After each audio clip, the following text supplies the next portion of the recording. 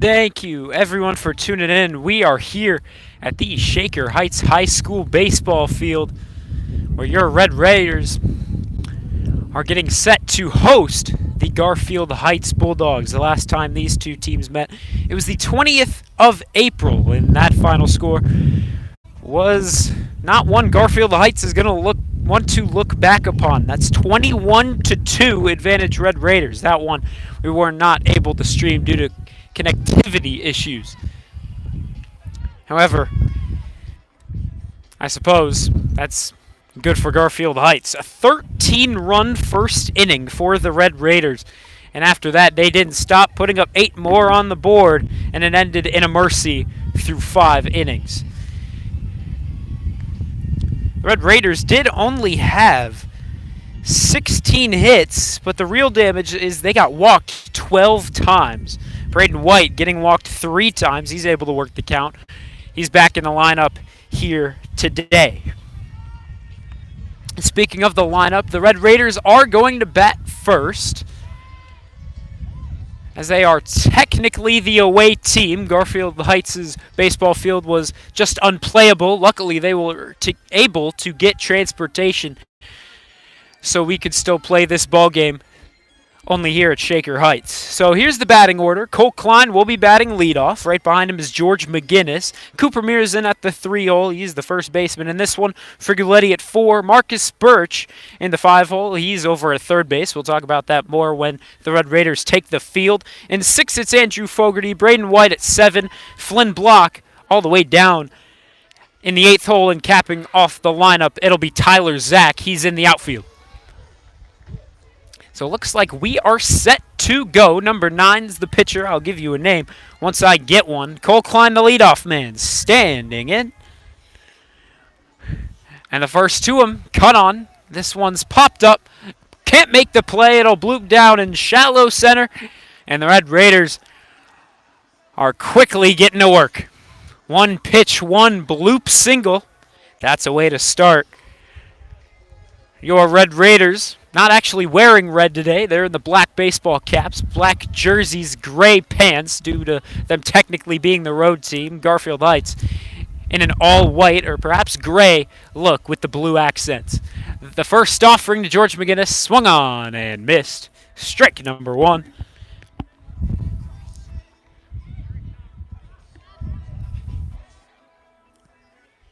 George McGinnis, normally a pitcher. Sometimes he'll take the infield spot. This one down low. Cole Klein gonna steal. The throw on the money, just a bit down low, perhaps. So he couldn't dig it out of the dirt. But luckily it did not get into shallow center. Good work by the shortstop. But now Cole Klein quickly in scoring position for George McGinnis. But George McGinnis, as I said, normally takes the infield. Yesterday he was a pitcher. Typically he is a pitcher. This one inside. But George McGinnis' outing in Solon was not one to remember. The Red Raiders unfortunately did lose yesterday 15-5. But George McGinnis came in only able to get 1 out. That was a strikeout, but 6 runs came across. This one right down the first baseline. That's going to be an easy ground out. And one's on, but Cole Klein will move up to third. Deeper into that scoring position, and Cooper Mears will stand in the left-handed hitter's box. Normally he's lower in the batting order, but the Red Raiders looking to experiment against Garfield Heights. But anyway, as I was saying yesterday, the Red Raiders entered into the 6th inning only down by a run. This one over to third. The throw on the money. There is out number 2, but Cole Klein in to score, and your Red Raiders are up by 1 early here in this one. But the Red Raiders yesterday entered the 6th inning only down a run. It was 6-5, and then the Red Raiders couldn't get anything going on offense in the 6th, and then those 9 runs came across in the 6th. Not something that the Red Raider pitchers need to remember. This one popped up. Looks like it's going to get into shallow left center, and that it does. Sam Frigoletti is retired, and only one run comes across. That's Cole Klein, the leadoff man in this one, able to head all the way home, representing the first run in this one. What can Shaker do on defense now? It'll be Wes Call. He was the man on the mound for the Red Raiders when they played Garfield Heights back on the 20th. We'll see what he can do when we come back. Thank you very much for tuning in. My name is Vaughn Ullum. Excited to commentate this one for you. We'll be right back.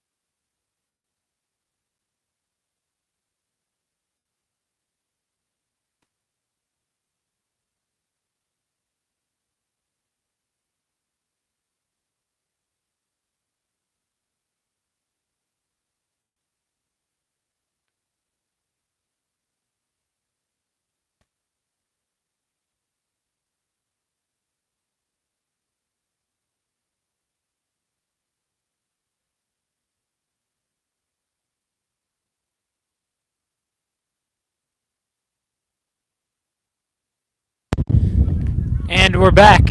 We excuse the odd lower ring around the camera. We apologize for that. Not exactly sure why that's happening, but happening it is, and we do apologize. Wes Call, the pitcher, starting this one for the Red Raiders. This one's popped over, foul off to the left side. Wes Call, he's pitched 6 innings so far this season, 2 of which were in 2 different outings of relief, but he, as I said before we went to break, he got 4 innings, went the complete game on defense against Garfield Heights. That one resulted in a mercy rule, Shaker winning by 19. But Wes Call enters today with a 4.667 ERA. I'm not exactly sure that's accurate. Or I suppose actually that is accurate, because the many runs that have been scored have been unearned, which is unfortunate if you are a pitcher, because you never want any more runs coming across than need be. That one outside. We'll see what Wes Call can do today. Yesterday got off to a somewhat concerning start, letting 2 come across early in the first. Looking to pitch his first shot, if that's a reality. This one popped over back to the left-hand foul. The defense well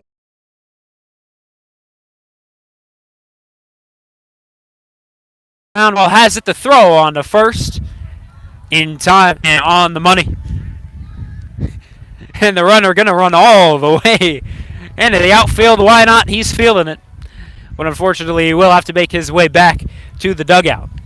Hopefully the rest of his team has that energy. On the infield, over at first, it's going to be Cooper Mears. He's got some stellar stop. It'll be Flynn blocking at third. Marcus Birch. This one caught on. Over to Marcus Birch, ranging over to his left. The throw a little high, but Cooper Mears is there in a collision over at first. And the hitter is down. That's Rott. Looking a little banged up. And the whole Garfield Heights team is going to come out of the dugout, check on him.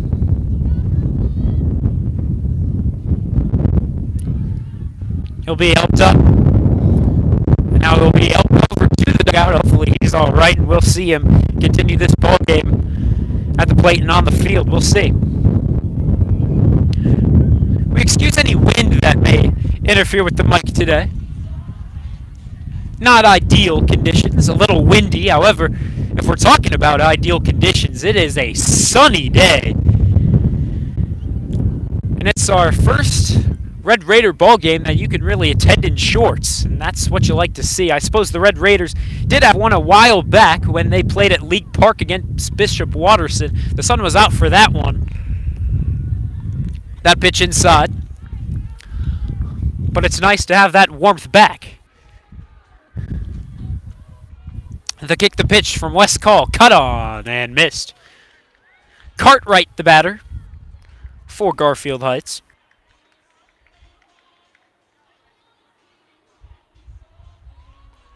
Wes Call looking to get out of the inning, and that won't do it.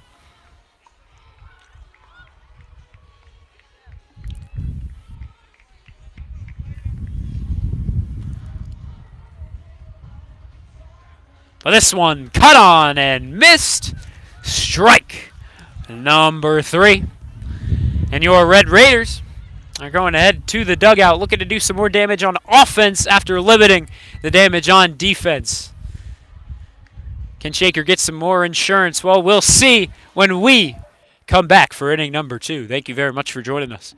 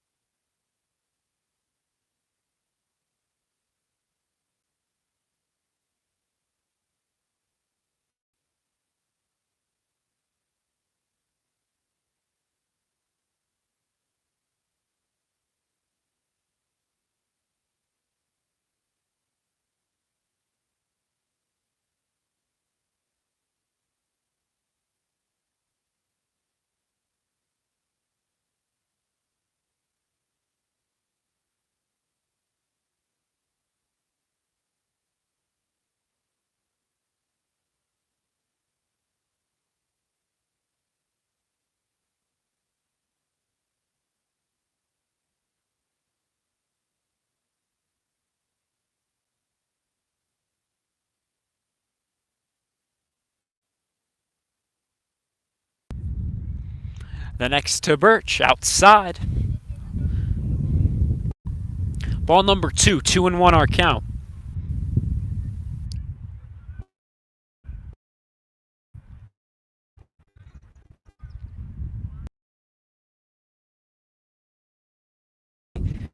A one side of the in and got him. Another ball. Contact man. From shallow outfield, or I suppose deep infield, to shallow outfield. This one, can it find the gap? It cannot. Can the throw beat him? It cannot. Marcus Birches it safely. Be dug out of dirt anyway by the first baseman, Cartwright. And so regardless, Marcus Birch would have been safe. And that he is. The leadoff man once more is on safely. Haven't seen any home runs from him just yet. We'll see. You never know.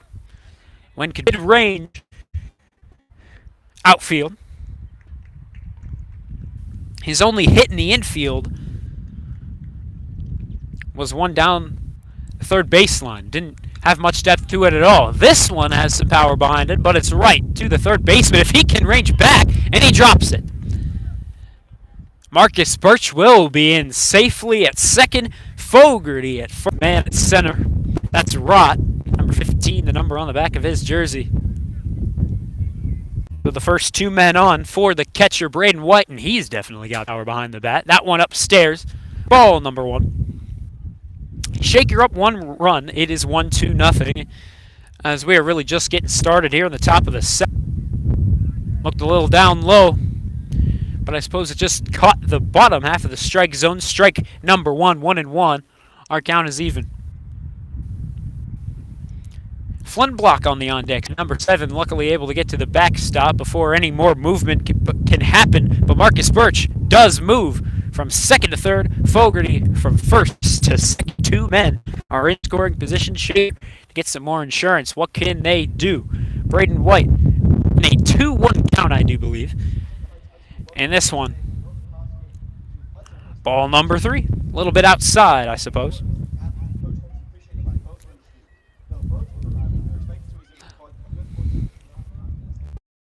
And so the 2-1 on its way. Cut on, foul back into the cage, right behind the dish. Center.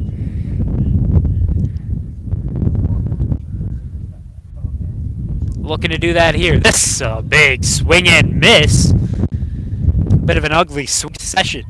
Braden White, our first out here at the top of the second.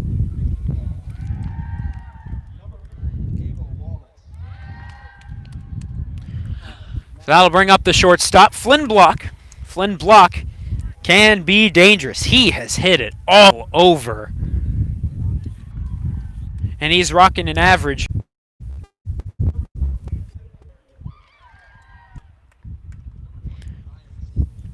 He's had 53 at-bats, 64 plate appearances, and with that 19 hits, this next offering swung on. This one's going to get into left, but the catch is made. Tagging up is going to be Marcus Birch. No throw home. No advancement from Andrew Fogarty, but Shaker Heights going to extend their lead or perhaps double their lead. They're now up 2-0. Again, we do apologize for that curve down at the lower part of your screen. Not exactly sure why that's happening, but happening it is. Hopefully it's something that cannot fix itself, but not exactly sure if we can rely on that. That pitch upstairs as Tyler Zach capping off the lineup here today. He's over in right field. Normally a pitcher only, but today, as I said, Shaker looking to experiment with some of their players and not exactly their starters against this Bulldog team. 2-0 our score. Man in scoring position for Tyler Zach. Ooh, excuse me. Big gust of wind. Got our camera a little bit off its legs.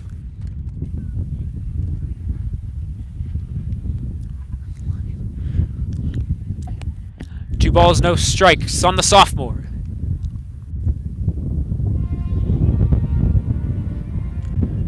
And now here, Shaker's dugout gonna stand up in salute of the national anthem behind us as the Red Raiders female varsity lacrosse team is playing a game against the Hudson High School Explorers. Good luck to the team.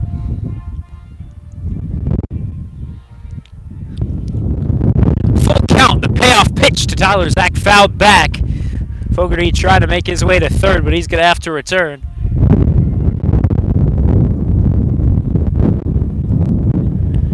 Full count, 2 away with a runner in scoring position.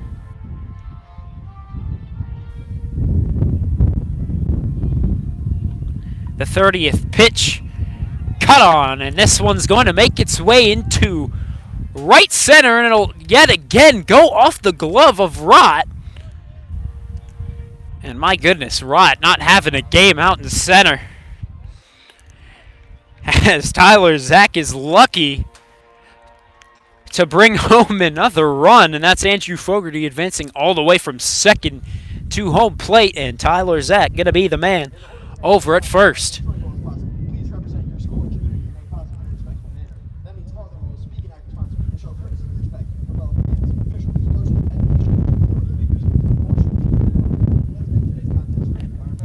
And now it looks like we're going to get a moment. The coach wanted to speak to his center fielder. He has really been struggling, and now it looks like he's going to be substituted out. Brutal start to the center fielder's day. And the coach has really just seen enough.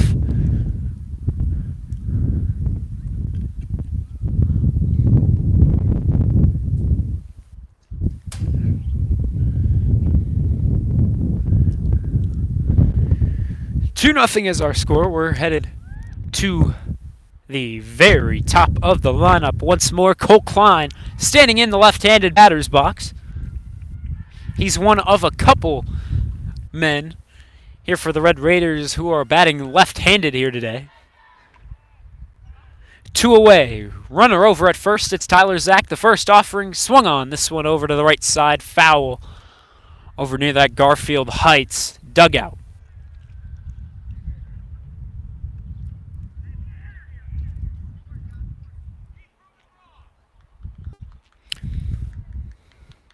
That was already Lamar's 31st pitch. And the next offering looked a bit outside.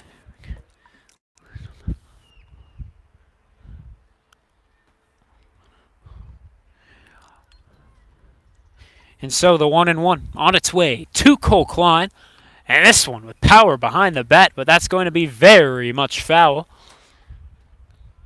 Cole Klein 1 for 1. He is someone that has hit it up the middle a lot this season. He has one home run. That was against Warrensville Heights. Technically, there was no home run fence. So he just ran all the way home. Luckily, he's got the speed to make it work, and that was his one home run this season. The next offering, down low, it'll get away from him. Tyler Zach is going to steal a base. Standing, he's in over at second. He's quickly in scoring position. The game behind us has just gotten underway. The Red Raiders female varsity lacrosse team.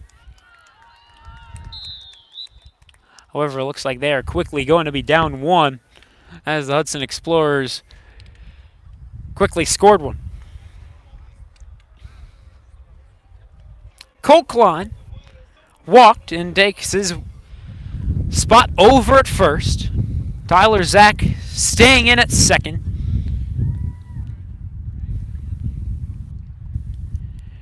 And this first offering over to George McGinnis, fouled over to the right side.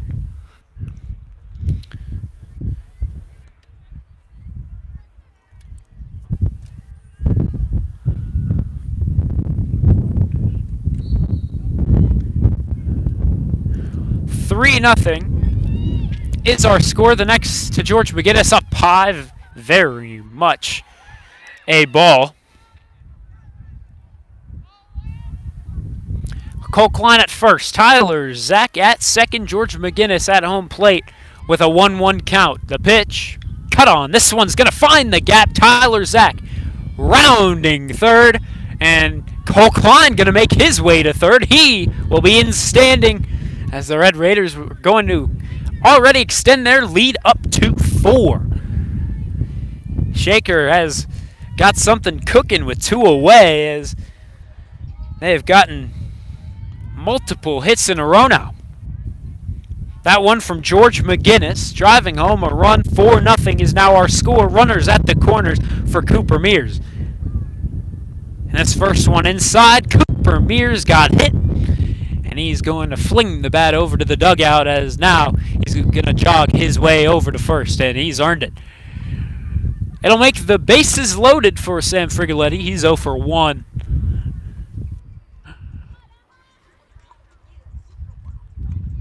And we will see what number 23 can do.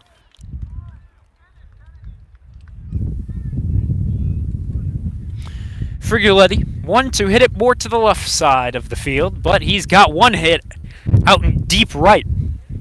We'll see what happens here. This one upstairs, very much a ball.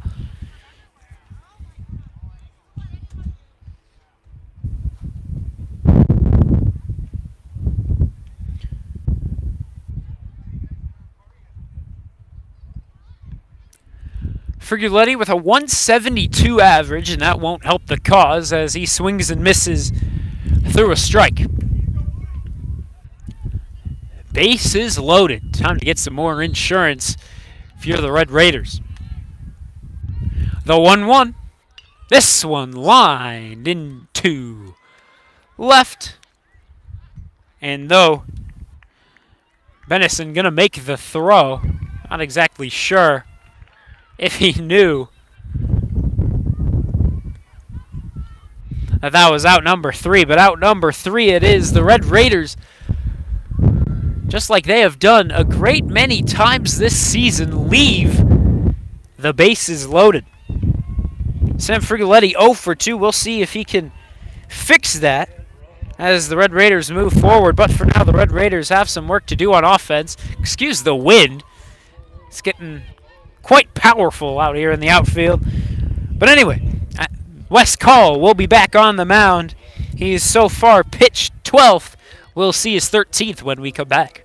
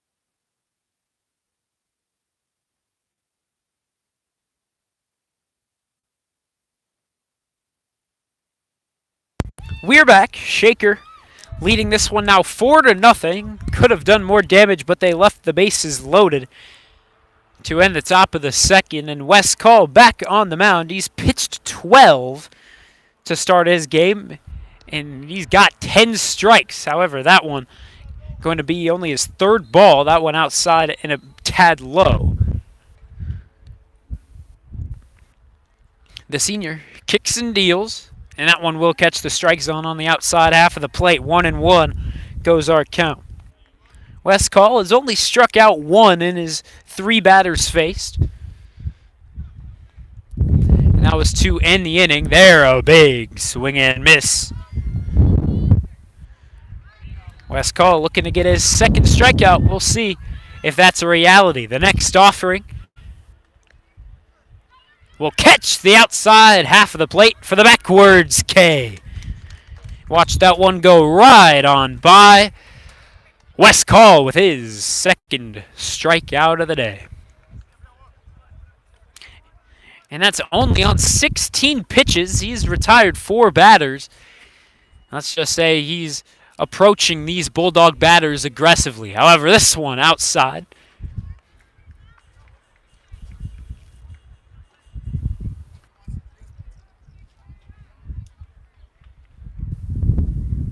And the 1-0. Big swing and miss. Trying to go yard with that one if he could. Moore, the batter. It's his first time up. He's the second baseman for the Bulldogs in this one. And he'll swing and miss once again. He would have gotten all of that if he was just able to put bat to ball. Fortunately, not the case. 2 strikes on him. 1 away, the pitch, and another big swing and miss. Wes Call racking up the strikeouts here in the bottom of the second, and that's what you like to see from the senior, number 26, getting the job done. He has struck out the last 3 batters he's faced, and you never know if he can strike out the side here. He's up against Benison, the left fielder now.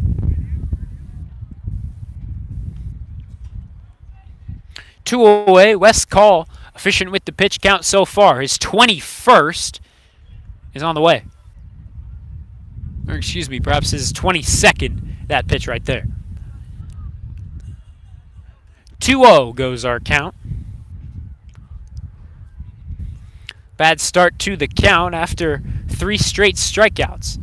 The offering, a big swing and miss from Benison. 2-1 goes our count, a much more respectable count, and one you're going to like if you are the home supporters. The 2-1. Down low, it'll get away from Braden White, handling the duties behind the dish. Luckily, no one's on base. He's got nothing to worry about.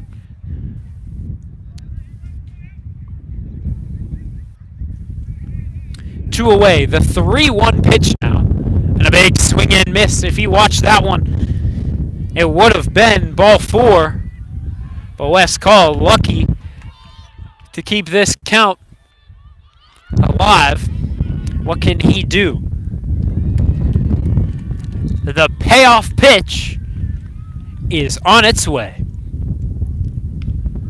This one over to short. Flynn Block handles it. The throw. And he calls it safe. That was very close. Cooper Mears with the extension, but just not able to get the job done. Wes Call so close to striking out his 4th straight, striking out the side here in the bottom of the 2nd. That's not the case, as Benison able to reach base. The throw from Flynn Block just not in time. First offering in this at bat,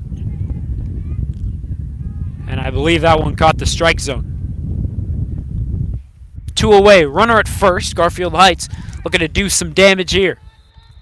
And here the throw on to first, not going to be there. Wes Call's throw too much distance from Cooper Mears.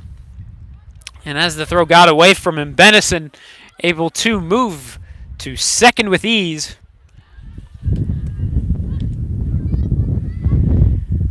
And yikes. So the 0-1 will catch the outside half of the strike zone. 0-2 goes our count. And you never know, perhaps Wes Call can strike the side out, just not in order.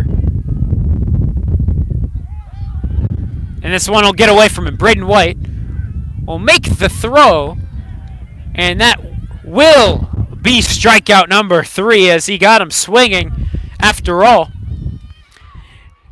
4 batters, 3 strikeouts for Wes Call. He's pitched 29, 22 of which are strikes. So that's what you like to see from the senior number 26. Off to a good start on the mound. But the Red Raiders on offense looking to do some more damage. Last time they left the bases loaded. We'll see what they can do when we come back. Thank you very much for joining us. My name is Vaughn Olam. Excited to commentate the rest of this one for you.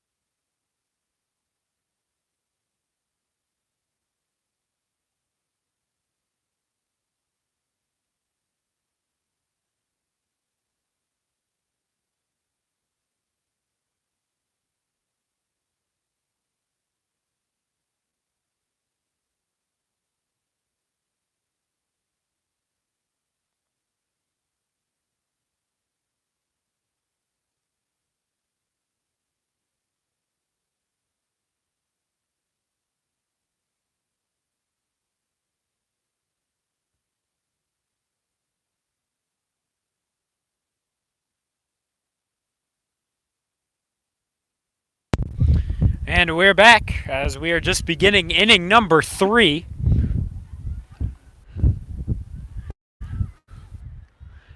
And the first offering will be down low. It'll get away from the catcher. No one on base, of course, as we're just starting this one. Marcus Birch in the left-handed hitter's box.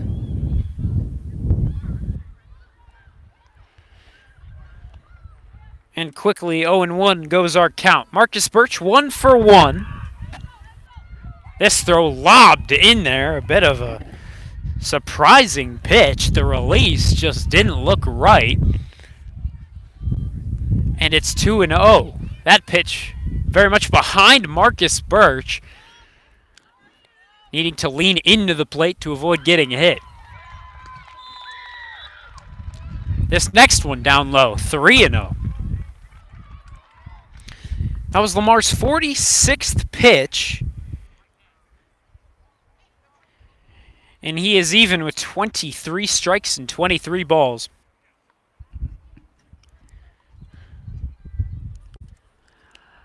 The 3-0 swung on. He had the green light, I suppose, but it's not going to work out to his advantage as the throw is in time.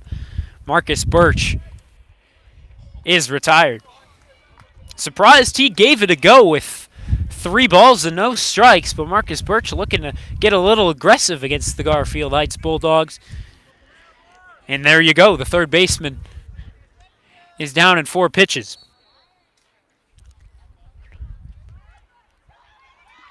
So that'll bring up the designated hitter, Andrew Fogarty. He's 0 for 1 after a fly out, and here looks like that's going to occur once more. Or, excuse me, never mind. It's right off the glove. Fogarty going to even extend all the way out to second base. And he is in with a lucky error there.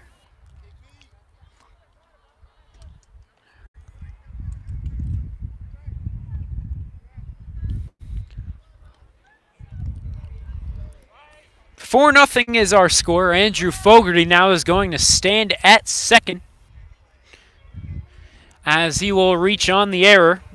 And the catcher, Braden White, will be on, or excuse me, will be in the right-handed hitter's box. He's the catcher in this one. 0 for 1, he went down on strikes. This one, I suppose, a bit outside and high for ball number 1. So far, Lamar has pitched 49, the 50th on its way now.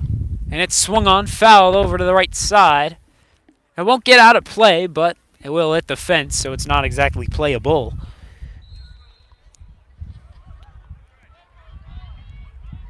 Lamar with a strikeout and a walk.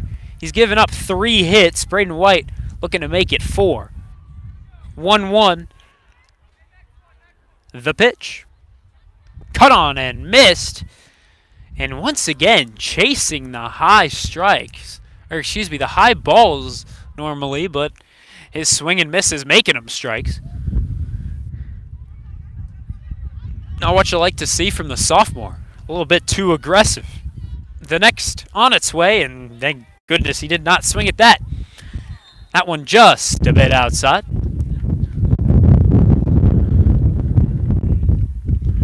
That's ball number 2. 2-2, I believe, is our count. One away, the pitch.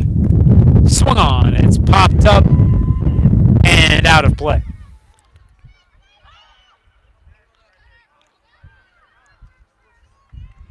Braden White, one of those Red Raider hitters that can hit it all over the field.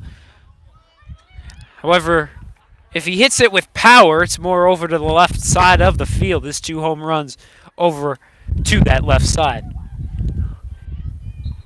Today, if you get a home run to that left side of the field, you're going to interfere with a female varsity lacrosse game. Shaker, unfortunately, now down 6-2, just scoring their second recently.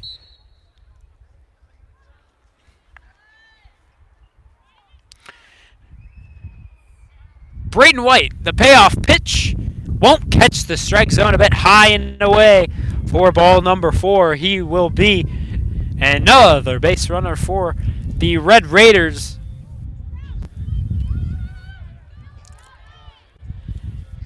and you know by that walk-up song, that's Flynn Block coming up to the right-handed hitter's box with Raindrops by Metro Boomin playing on the speakers.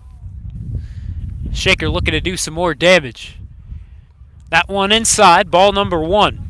There's one away for Flynn Block with one in scoring position. He's at second. Andrew Fogarty, that runner. Braden White over at first.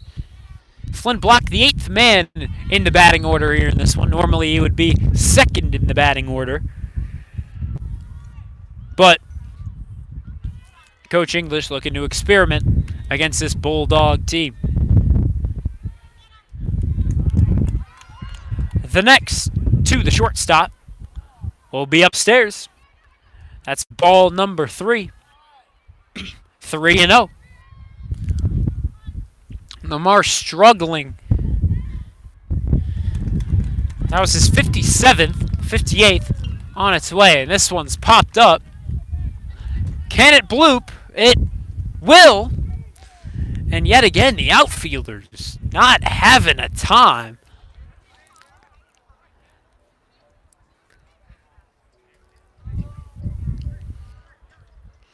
As the unexpected bloop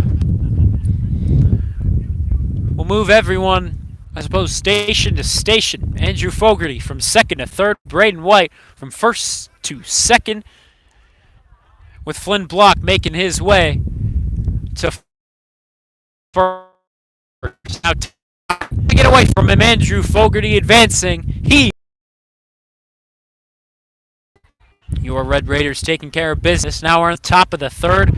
Shaker up 5-0 against their rival, the Garfield Heights Bulldogs. Tyler Zach is in. He hits right-handed.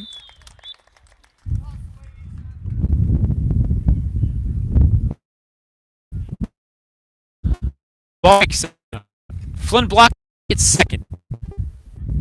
Over at third, it's Braden White.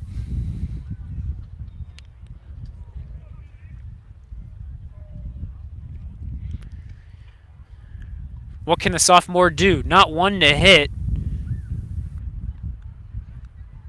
As he's still looking for his first hit of the season. This one, cut on. Back to the mound. Pitcher will fumble with it, but Lamar's throw is on time. Tyler Zach is retired, but he'll pick up the RBI, allowing run number 6 to come across. 6-0 now our score. Over at third goes Flynn Block. Braden White, the runner to score there.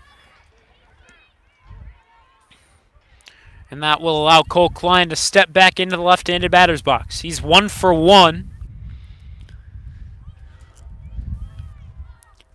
After a single and walk. This one trying to lob it in there, but a bit too high, I suppose. Not exactly a pitch you want to see again if you're Lamar. That was his 61st pitch already in the top of the third. He's having a hard time putting these Red Raider hitters away.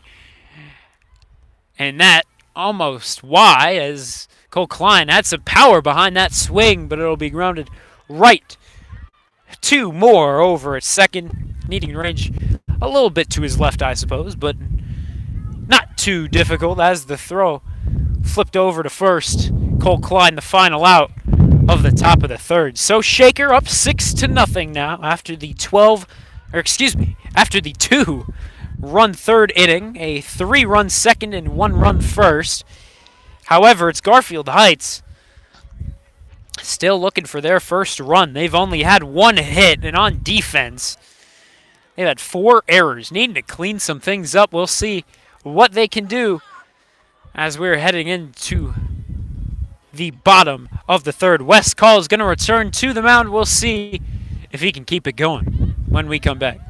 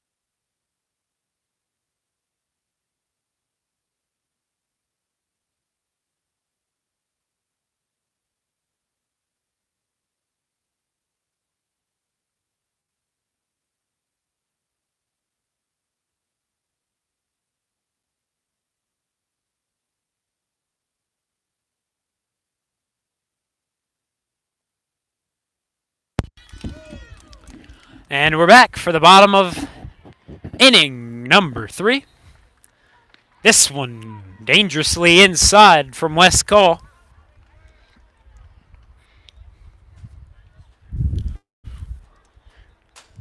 Shaker up 6-0, and oof, brutal swing from Johnson there.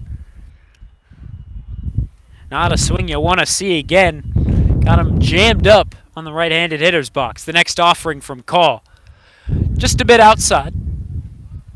And I mean that in the literal sense, not the major league reference sense.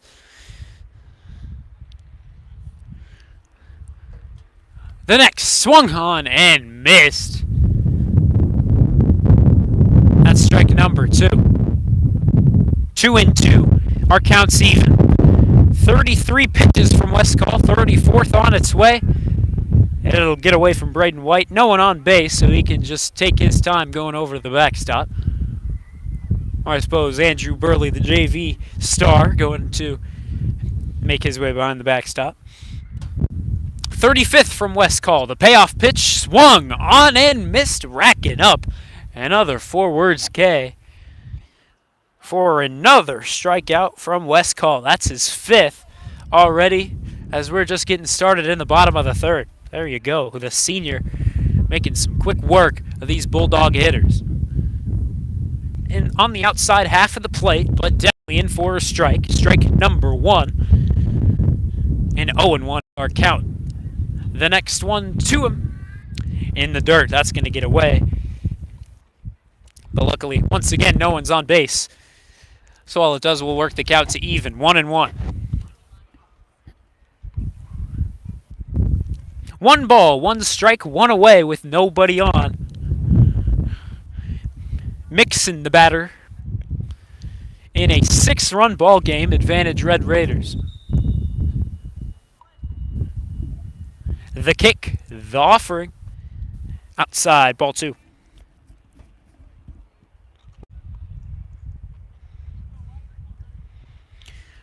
West Call efficient out on the mound. We cannot lie. Whether it's a Lake Erie League opponent or not, gotta give respect to the Red Raider pitchers. As though the Shaker Heights Red Raiders really do fare well. There, another strikeout from West Call. And regardless of whether it's a Lake Erie League opponent, I am aware that the Red Raiders just fare so much better against Lake Erie League opponents. They're number 1 in the Lake Erie League, yet to lose. No matter the case, the Red Raiders are really just putting on impressive performances. There it's fouled back. West Call, technically the batting average leader, as he went up in Warrensville Heights twice, or I suppose 3 times, 3 plate appearances. He walked once, but more importantly, he went 1 for 2.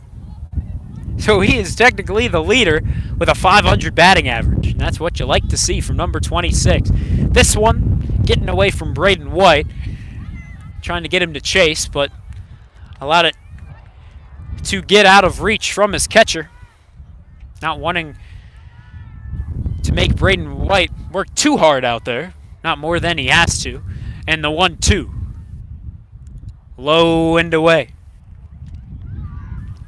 Can West Call rack up another strikeout? It'd be number 7 if he could. The 2-2. He'll ring him up. He caught him looking.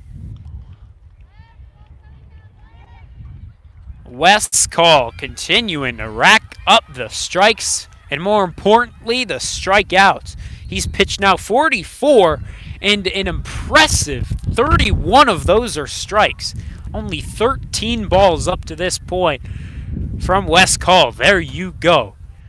We're through 3 here at the Shaker Heights High School baseball field. Shaker Heights hosting the Garfield Heights Bulldogs, and they are faring well. We'll see if they can keep that going, as we will be right back for the 4th inning. Thank you very much for tuning in.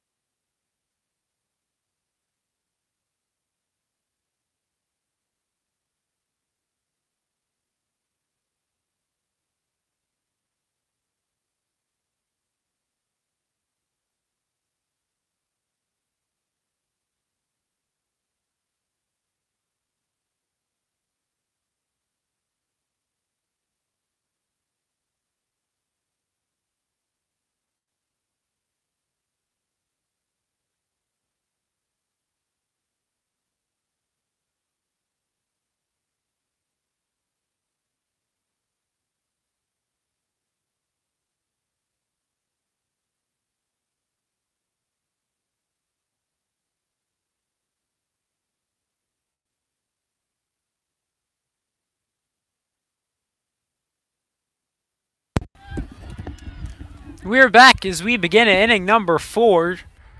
George McGinnis is in the right-handed hitter's box. Normally the pitcher only, but sometimes he will play on the infield, and that's what he's doing today, handling the duties at second. 1-1 is our count, and the next to McGinnis. Upstairs, ball number 2. McGinnis, as I said at the beginning of this one, he has struggled more recently on the mound. Yesterday in the devastating game against Solon, he entered in only able to get 1 out, and though it was a strikeout, he allowed 6 runs to come across on 3 walks and 2 hits.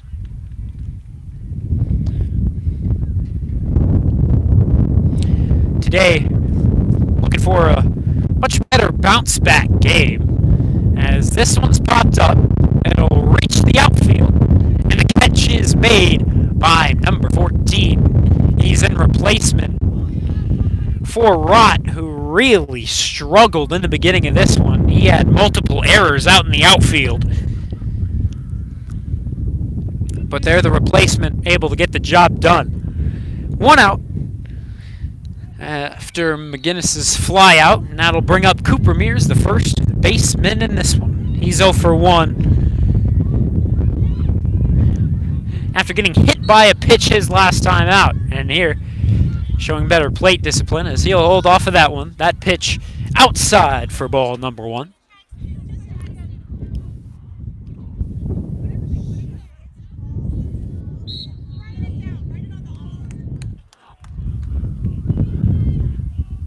And that one, once again, ran in and got him. And Cooper Mears, last time, a little more playful with it, but this time, I suppose, a little bit more aggravated.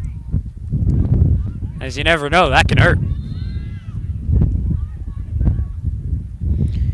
So he'll rightfully take his spot over at first. Sam Frigoletti will be in, back at the plate. He's the right-handed hitter, number 23, the left fielder in this one. And here, trying to lob it in, it won't work. Upstairs and a bit away as well. Ball number 1. Frigoletti 0 for 2. He has struggled so far here in this one.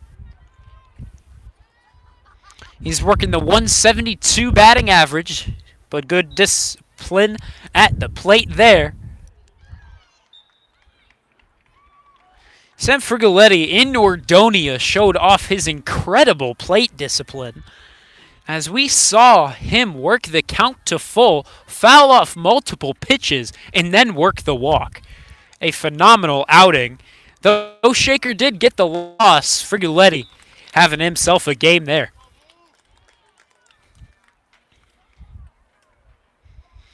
Cooper Mears over at first, taking his lead. The lengthy first baseman able to get back over to first if need be, and here he is going to take his spot over at first, as that's ball number 4 on Frigoletti. First and second are now to be occupied. Cooper Mears at second, he's in scoring position. Frigoletti at first. Shaker looking to do some more damage as they are up 6-0, looking to follow up that 2-run third.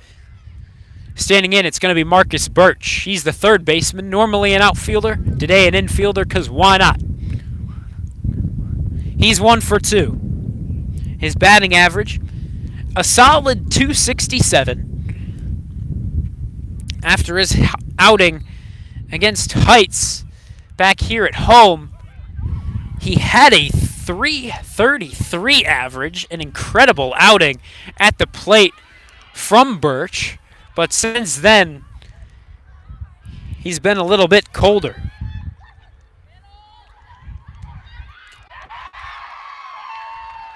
You never know. Marcus Birch wanted me to mention to you all, he's fresh off a haircut, and you never know what he could do.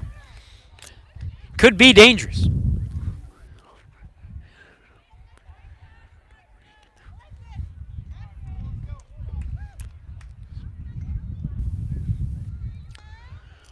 Marcus Birch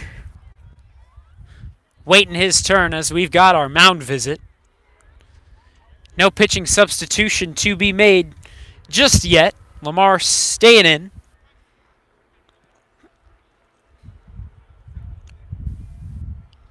Lamar has so far pitched 73, only 32 of which are strikes.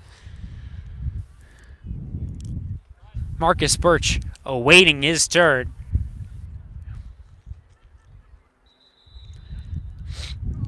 Marcus Birch, one of the 3 hosts of the podcast, the Mad Chill Pod, the official title of it.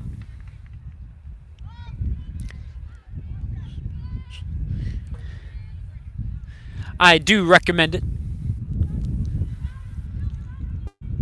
He hosts it with George McGinnis, one of the many pitchers for the Red Raiders. We've talked about him here in this one. McGinnis 1 for 3. Marcus Birch 1 for 2.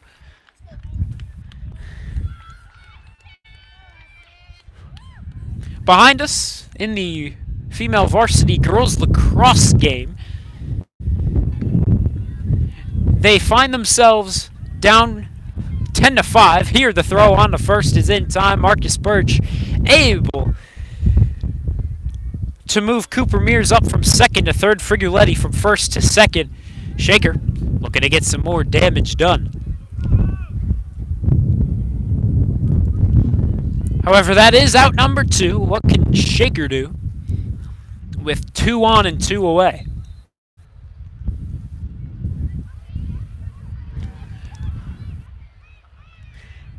As Birch is retired, it's the designated hitter, Andrew Fogarty, and he has been doing better up at the plate. However, today he's 0 for 2, but reaching base both times off of 2 different errors. A lucky man out in the left-handed hitter's box. His average, an unfortunate 207. Wasn't able to get a base knock against Solon yesterday. This one's fouled over to the left, unplayable.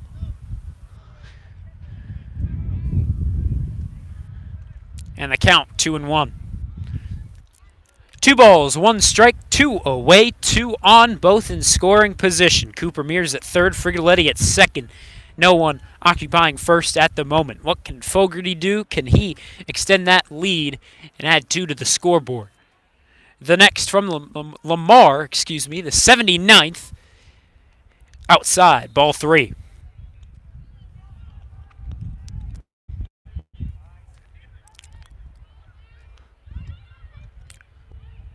Lamar with 79 pitches, only 34 of which are strikes.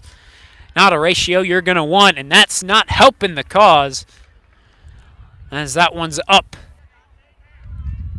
for ball number 4. Andrew Fogarty taking his spot over at first. He will make the bases loaded for the Red Raiders.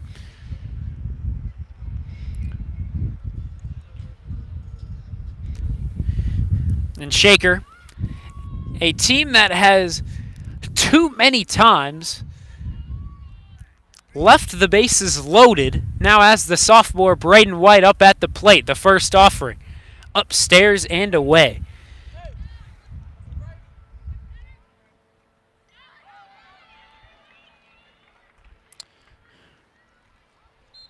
The shift was about to be on in the outfield as we could hear the outfielders wanting to move over. The center fielder waving off the left fielder as we are getting all of this conversation right now.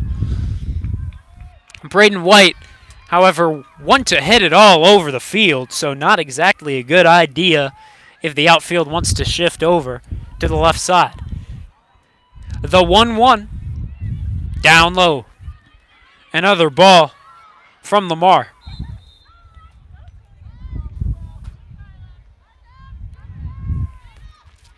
Two and 1, high pressure situation for the sophomore. His bases are loaded with 2 away, though they find themselves already up 6-0. This one, a liner, it'll fall into shallow left field. The outfielder not going to be able to pick it up either off the hop.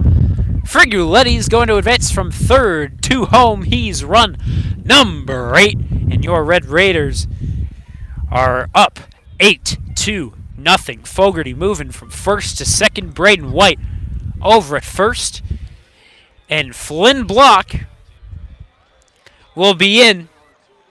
The shortstop in this one. 0 for 1.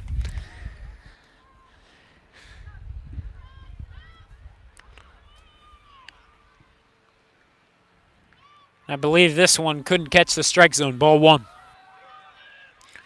Flynn Block, a contact man. Typically will hit it over the left side, but sometimes able to go to the opposite field. This one getting away from the catcher. Fogarty's going to be in standing at third. White standing at second.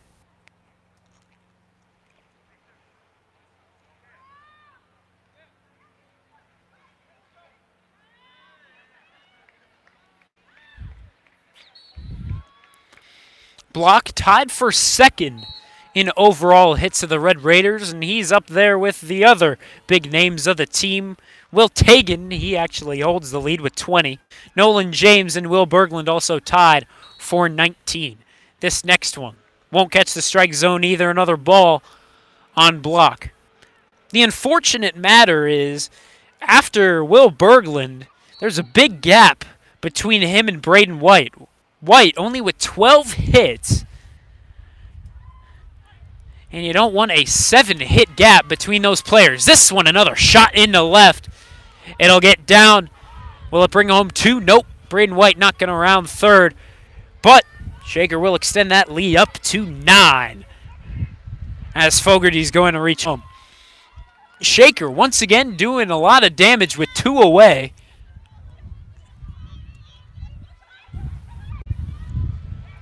And here we go, Red Raiders. 9-0. You never know if a mercy rule could happen in our 5th inning.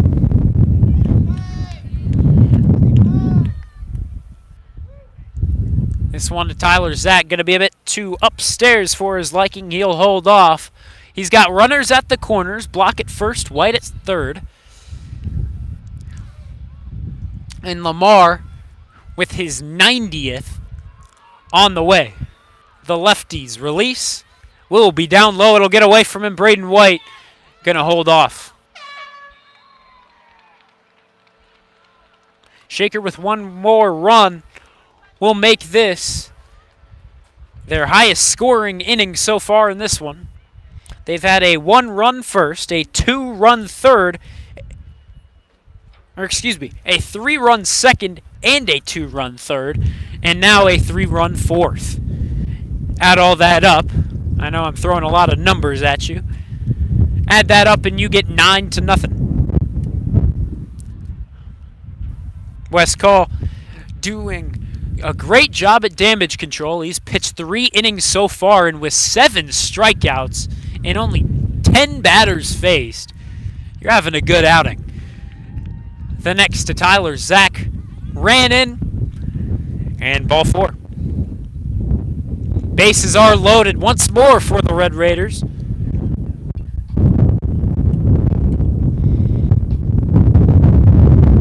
Taking us back to the top of the lineup. We're here for the top of the 4th. Shaker Heights versus Garfield Heights. A Lake Erie League rivalry matchup, but so far not exactly too competitive.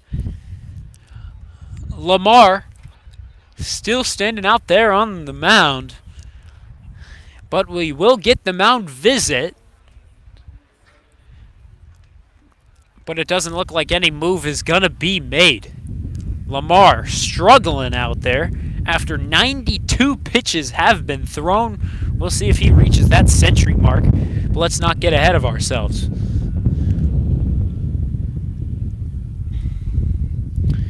The bases are loaded for the smaller build of the center fielder, Cole Klein. He's the left-handed hitter. He's got bases loaded with 2 away. The pitch, upstairs, ball number 1. Tyler Zach standing at first. Flynn Block at second and Braden White at third. in a 9-run ball game, looking for some more insurance because you can never have too much of it. That one getting away from the catcher once more. Number 7 really needing to get some work done.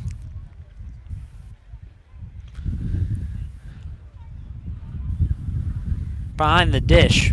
He's having a tough night as Lamar struggling to find the strike zone. The 1-0 to Cole Klein. Down low, another ball.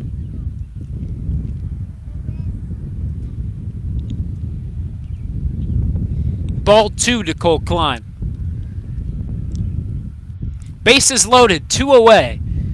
He's got an opportunity for an RBI. Can he get one? The kick, the pitch from the lefty. That one will find the strike zone. That one a strike any day of the week. However, no surprise from Cole Klein not looking to pull the trigger as Lamar has been struggling to find the strike zone up until then. That time, it is away. Excuse me, that's ball number 4. The run is walked in. That's the 10th run so far for the Red Raiders. And now it looks like a move might be made on the hill. And that it will be. The shortstop Mixon gonna move to the mound, it looks like. And he will take his warm-up pitches. We will be back. Shaker is up 10-0 against their Lake Erie League rival.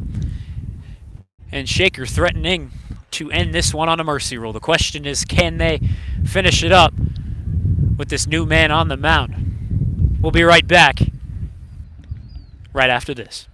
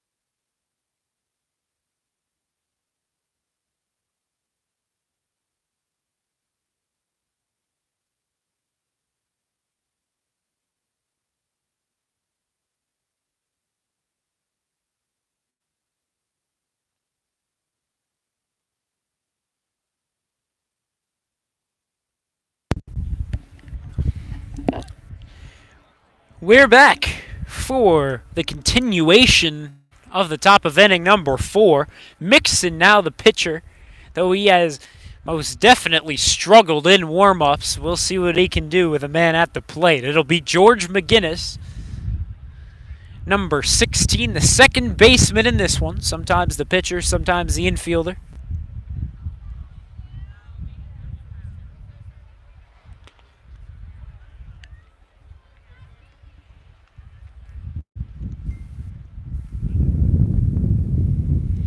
McGinnis 1 for 3 in this one.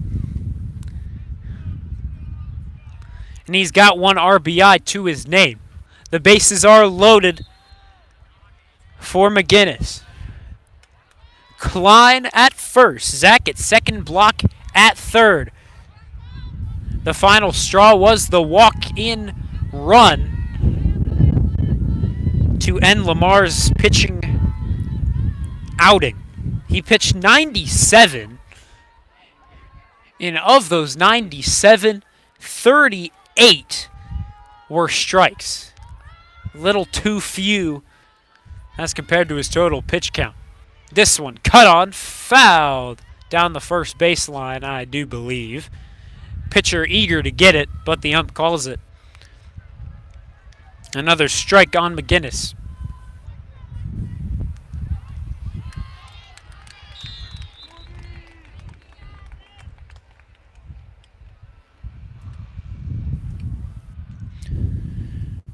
A 2-strike count, looking to not leave the bases loaded with 2 away.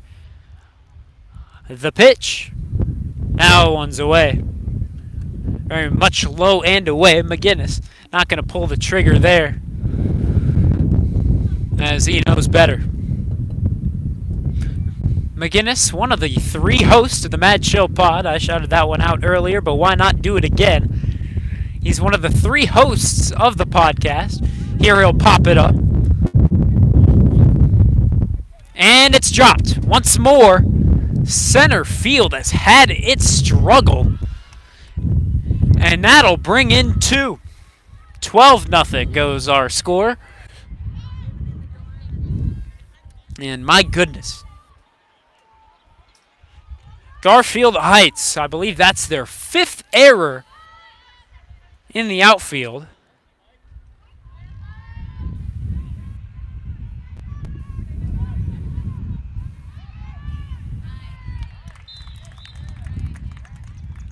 And not exactly sure, but the umpire having some discussions with the coach, and now it looks like the inning is over.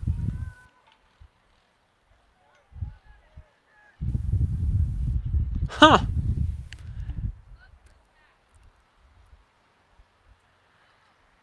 Not exactly sure what the matter was. Wish I was closer to the action so I could tell you. But it looks like the inning's over. Head coach Stephen English talking to his team now.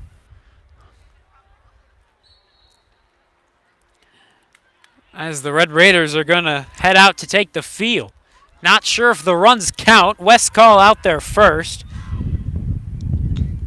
And it looks like perhaps the run's not going to count, as I suppose it's an out. Wow. So it looks like as though it would remain a 10-run ball game. Wish I could tell you what just occurred out on the baseball field. But I could not. I could not tell you truthfully. Shaker having a much more successful day in athletics on the baseball field than the field behind us, as the lacrosse game, the female varsity lacrosse game, entails the Red Raiders struggling. They're up against the Hudson Explorers, as Hudson just found the back of the net for the 14th time, compared to Shaker, who's found it 5 times. Westcall looking to close this one out, but he'll need to get through the bottom of inning number 4. We'll be back. My name is Vaughn Ullum. Still wish I could tell you what just happened, but sometimes I'm not able to tell. Thanks for tuning in. We'll be right back.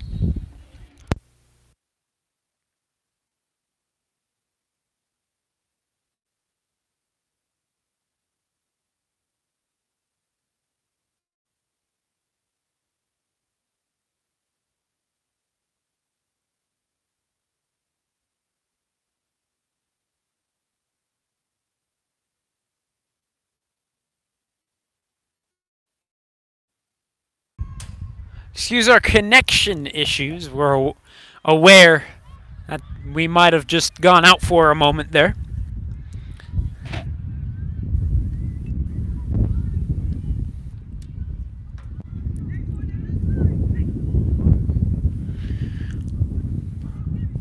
2 strikes on the center fielder, looking to put him away. That's not going to work. A shot into shallow center, but the throw all the way from shallow center. And he got him. Cole Klein getting the out in an impressive play all the way out from center.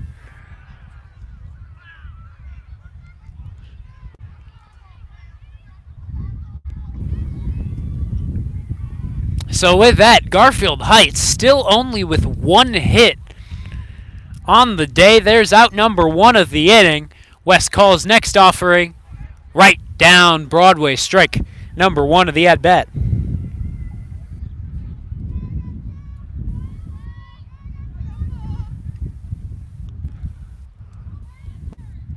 That one inside, ball number 1.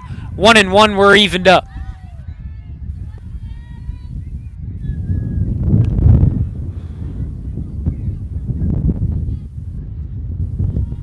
But this one upstairs, but I believe ruled the ball. Looked like it could catch the strike zone a little up high, but that's not the case. 52nd pitch on its way. It'll get away from Braden White. And I believe that's a ball from West Call. 3 balls, 1 strike. West Call hasn't walked anyone yet here tonight. Perhaps going to be our first look at a base on balls opportunity. But there, a swing and miss. We'll get the count 2 full with 1 away.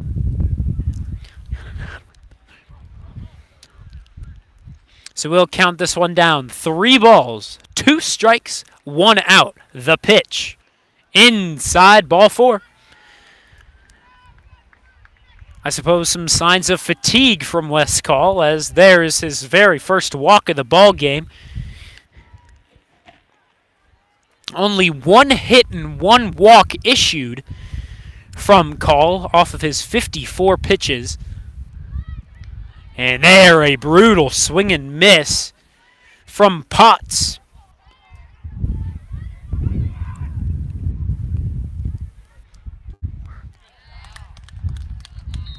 And here, another swing and miss. Berglund, now our catcher, not one to normally put on the catcher's gear and squat behind home plate, but here, looks like he's going to do just that. Here it'll find its way into right. Andrew Fogarty not able to get under it. Or excuse me, Tyler Zach not able to get under it. And that one will fall for the second base knock of the day for Garfield Heights. There's only 1 away. Garfield Heights looking to do some damage. The question is, can they? The pitch, oof, upstairs. Needing to get out of the way is Moore. Moore's 0 for 1 here today. He struck out his only time up. And this next one, a good bounce back pitch for the senior, as that one easily will be ruled a strike. The 1-1 offering. Swung on and missed. In the dirt. If it was strike number 3, he'd have to run for his life over to first. But that's not the case, as it's only strike 2. However, West Call looking to get that strike 3 here. 60 pitches, 61st, on its way in the dirt. Ball number 2. 2-2, we're evened up.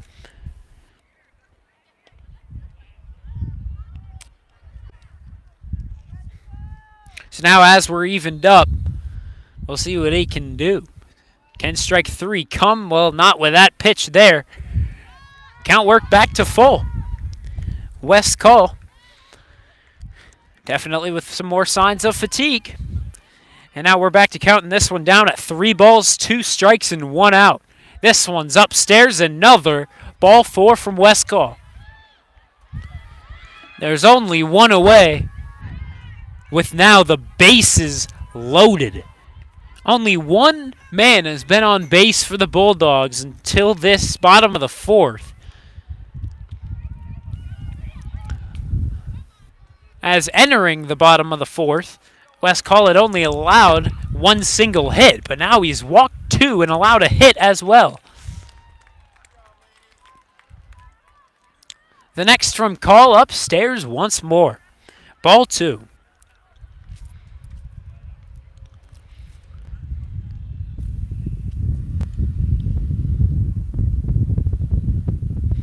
And then the 2-0. This one to the left of West Call. He'll leave it to the shortstop, but he can't make the play on it as it's just a bit out of reach, or he's able to grab it out in front of him. But as he does, it's already beaten out over at first. Benison going to beat it out over at first. And there is run number one for Garfield Heights. 10-1 is our score, and now we'll get a mound visit as West Call starting to get some signs of fatigue showing.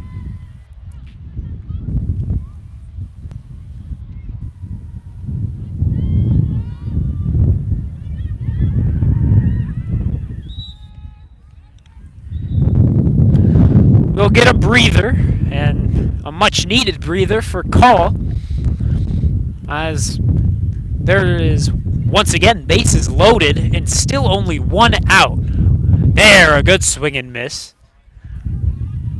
One way to bounce back into a groove.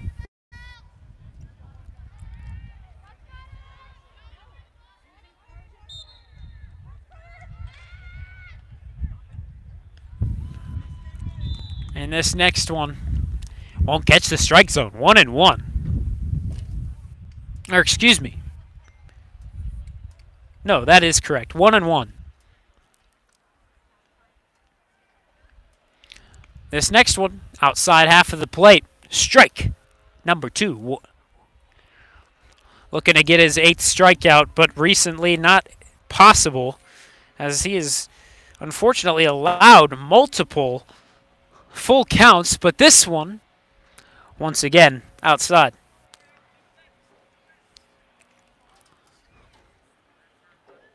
Two and two, we're back to even. Bases loaded in a 9-run ball game. Here in the bottom of the fourth, the pitch. Outside once more. Another ball from West Call.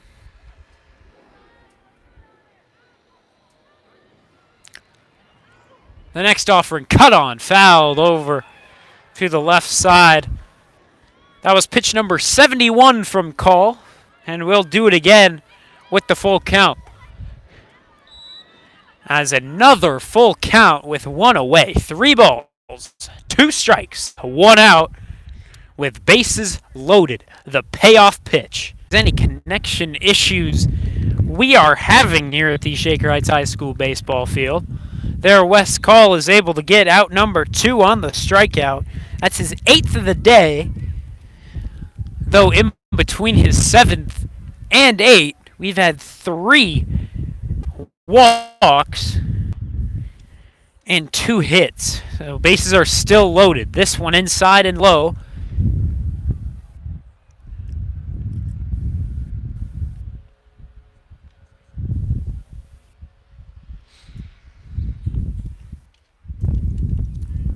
The pitch.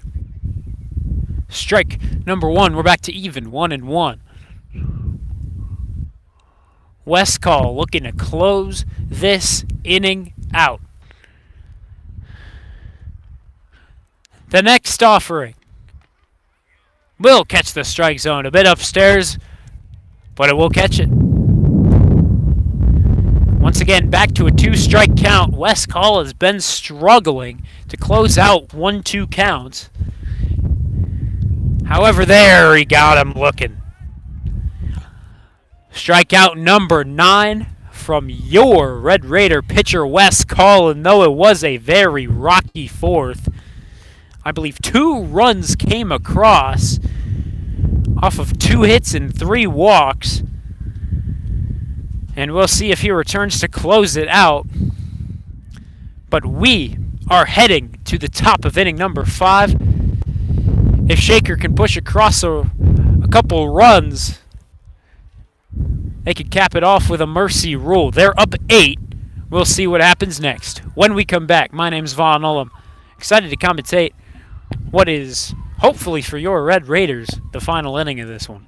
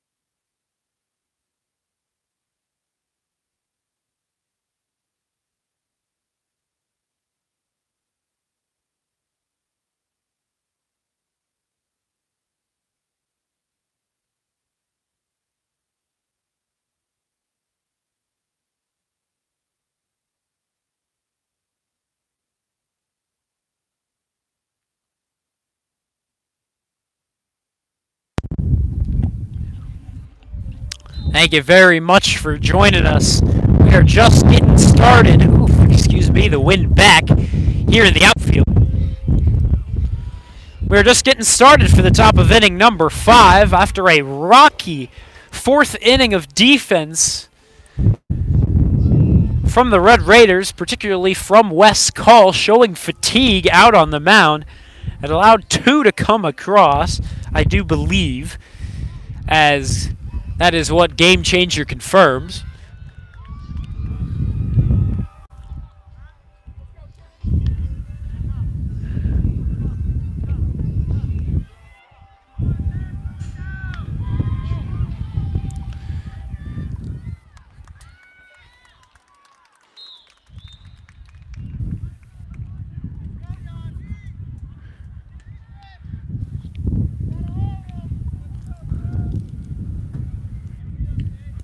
And now it'll be Cooper Mears entering back in the left-handed hitter's box. I predict he will do his shimmy of the left leg. And there it is, and he will take his spot.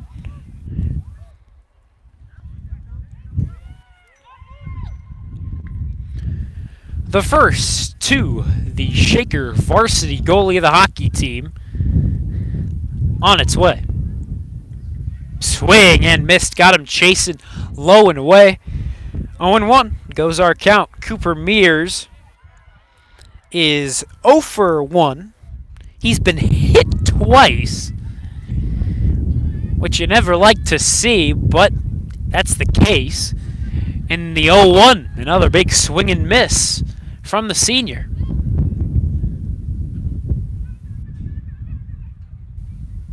So far, Shaker batters have only struck out once, and that's from Braden White's first at-bat.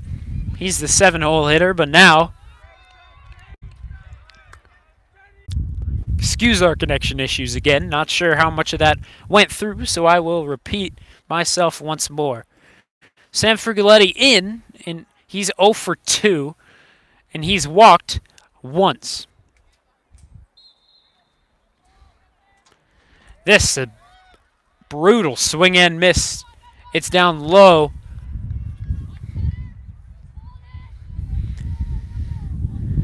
And we'll see if he can clean that up. That was not a swing you want to look back upon if you're number 23. 2 balls, 1 strike with 1 away in a 10-2 score. This one is going to find the gap. There's Frigoletti's first hit of this one. He'll be in over at first. And he will be the first base runner here in the 5th inning.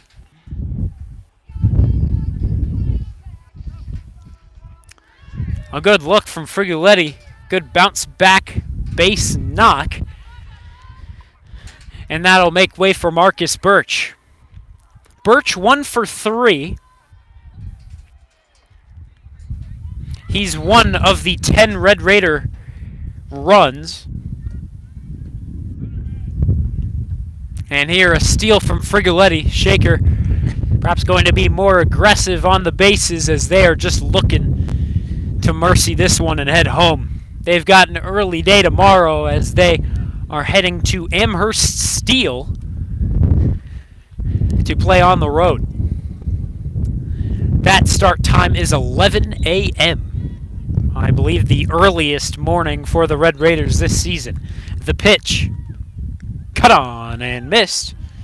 He got Birch swinging up high. And that's strike number 1. 1-1, we're even in the count. There's one away with one man on. He's at second in scoring position. He's Frigoletti. The 1-1. Flown over to left field, but he can't make the play. Frigoletti not going to advance as he was already on his way back to second and he doesn't want to risk advancing over.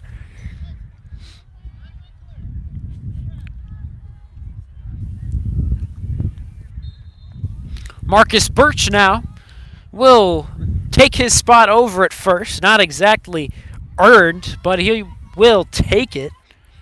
Frigoletti at second. One away. What can Shaker do? Because they've got to get some runs on if they want to mercy this one. First pitch swung on down the middle, and number 14 can't get to it, allowing Frigoletti to advance from third to home to be run number 11 for Shaker. Marcus Birch also taking advantage of the misplay, and he will head over to third. Andrew Fogarty, another base knock for number 4, the designated hitter in this one, and that is why he is the designated hitter in this one. Another base knock for him there. And now that'll bring up Will Berglund, who is now the catcher, not one to normally be a catcher, but today he is, because why not? Head coach Stephen English wanting to experiment a bit more against this Garfield Heights team. And there's an example of it with Will Berglund now standing in the 7-hole. There's one away with 2 runners in scoring position now as Fogarty moves from first to second, and that ran in and got him on the shoulder. Berglund with some good plate discipline. I suppose you wouldn't want to swing at that one anyway, but you never know. He will move up to first. And it looks like we will get a surprising move here. Thomas Barrett is going to be in at the 8-hole once again, because why not? He's taken over for Flynn Block. Block went 1 for 2. And here, it is popped up and foul over to the left side. It'll get in the bullpen. Shaker having a good time on the baseball field. On the lacrosse field behind us, a bit more of a struggle for the female varsity team as they now find themselves down 19 in the final 4 minutes. Thomas Barrett in for his first plate appearance in this one. The pitch inside. A ball. 1-1. We're even. Mixon throwing now 18 pitches. Wearing number 33 on the back of that jersey. And so far he has been more efficient on the mound than his partner Lamar, who pitched 97 and only 38 were strikes. Not a good outing for Lamar, number 9. Ooh, excuse the wind is getting into our mic a little bit. I assume it very well could be. Again, excuse the curve at the bottom of the screen as well, as I assume that is still present.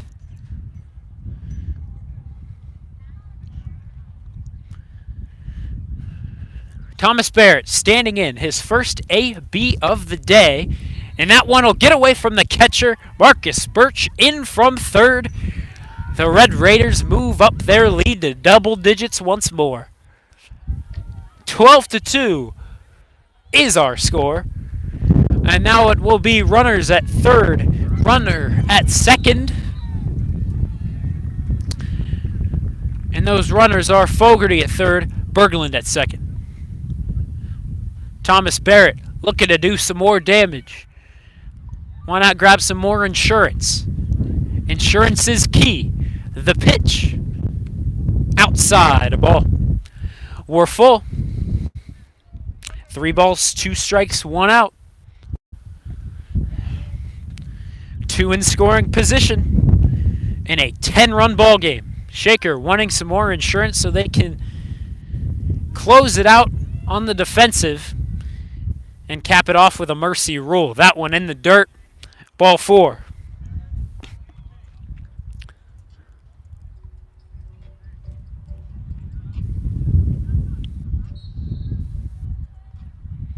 And that'll bring up a high-pressure situation for Tyler Zach, the right fielder in this one, typically a pitcher. But once more, Coach Stephen English wanting to get aggressive against the Garfield Heights Bulldogs, and he's just trying some different things out. The pitch swung on, fouled back into the cage for strike number 1.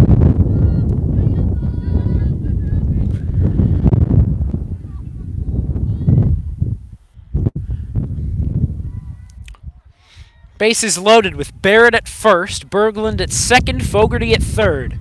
Tyler Zach is 0 for 2 on the day, but he is also walked here today. The 0-1 on its way.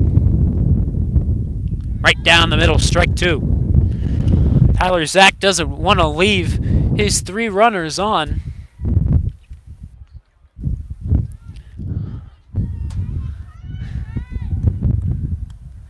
In a 10-run ball game, if it ends with 10 runs, the deficit through 5, it will be mercied.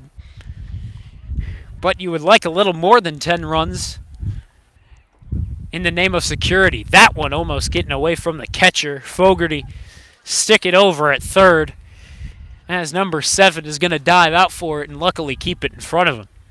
But that one was close, almost a 13th run coming across for the Red Raiders.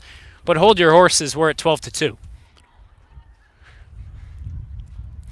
Mixon with his 25th on its way, with bases loaded. The 1-1, down low. A ball to Tyler Zach. Or excuse me, that is what it seemed. But that's not the case. That was strike number 3. I thought it was a 1-ball, 1-strike count. Not the case. My apologies. That's strike number 3 on Tyler Zach. He's 0 for 3 on the day, though he has reached on balls earlier in this one. That one away from Cole Klein. He's back in the left-handed hitter's box. He's the center fielder in this one. He's 1 for 2 with a hit, a run, and an RBI, and he's walked twice. Shaker's only struck out 3 times. Tyler Zach strike out there, the third. And the other 2 coming from Braden White and Cooper Mears. That one getting away from him. Fogarty, 1 in the head home, and he will do just that. Run number 13 for Shaker Heights. There you go. Barrett moving up from first to second, from second to third. It will be Will Berglund. And Shaker looking like they will be able to close it out.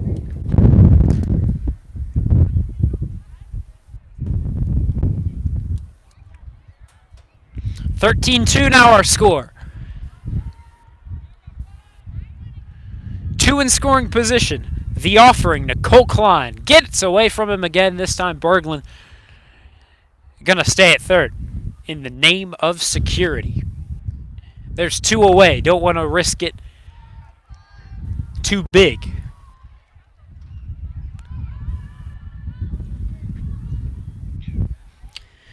It's a 2-ball count, I do believe, on Cole Klein. If not, it is a 3-ball count.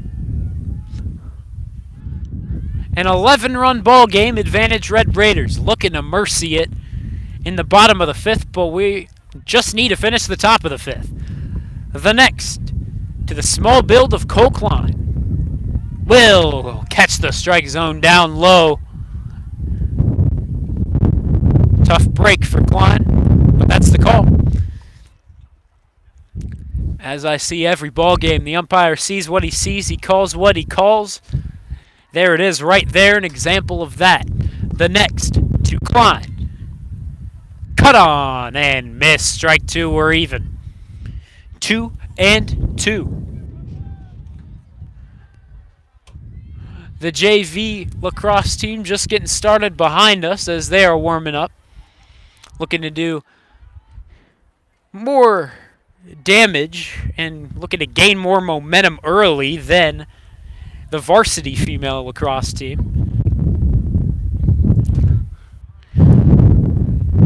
This pitch down low. Oof. A brutal call on Cole Klein. He was about to throw his bat to the dugout in the name of ball 4. Not the case, as the umpire rings him up. An unfortunate strikeout to Cole Klein. He'll leave 2 in scoring position, but the damage is done. Shaker just needs to end this one scoreless to cap this one off with a mercy rule. The question is, can they? We will be back to find that out. Thank you very much for tuning in.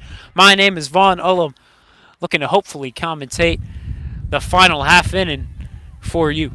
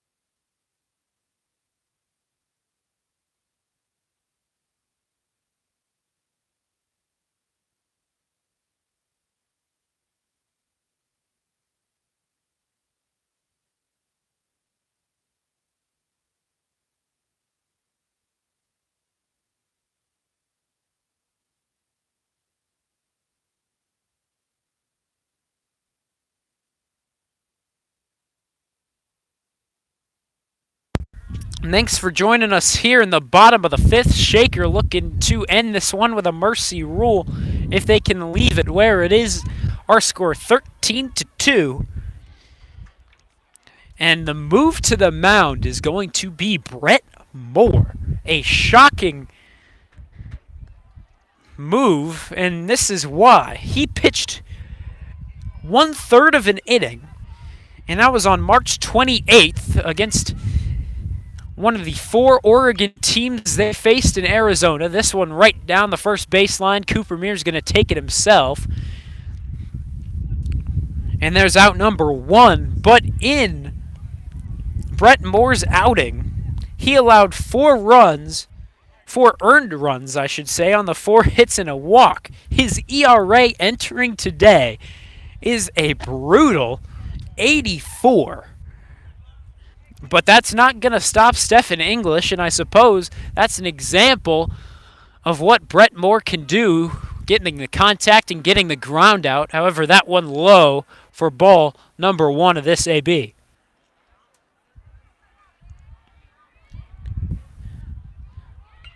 This one back to the mound. A tapper. Brett Moore taking it. The throw to first, and much more efficient than his Arizona outing. And that's what you like to see.